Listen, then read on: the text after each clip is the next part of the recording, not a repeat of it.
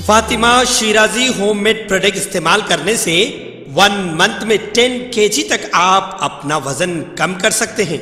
सबसे कम दाम में वेट लॉस का तरीका हमारे यहाँ मौजूद है, वो भी no side effect, no diet, no exercise के साथ। आज ही कांटेक्ट करें फातिमा शिराजी होममेड प्रोडक्ट से और अपने आप को खूबसूरत बनाएं। Fatima Shirazi homemade product, golden heads colony, pillar number 213, Rajendra Nagar, Hyderabad.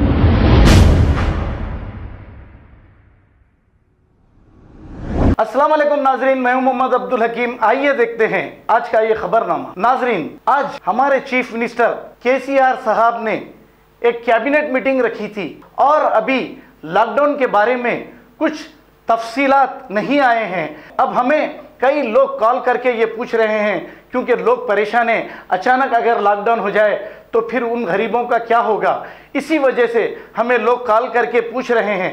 तो हम हमारे चैनल देखने वाले नाजरीन को हम ये कहना चाहेंगे कि अभी तक कोई फैसला लॉकडाउन या नाइट कर्फ्यू का नहीं हुआ है।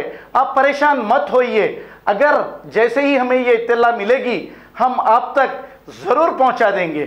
जो प्रेस मीट रखी गई थी, ये प्रेस मीट भी कैंसिल हो गई है।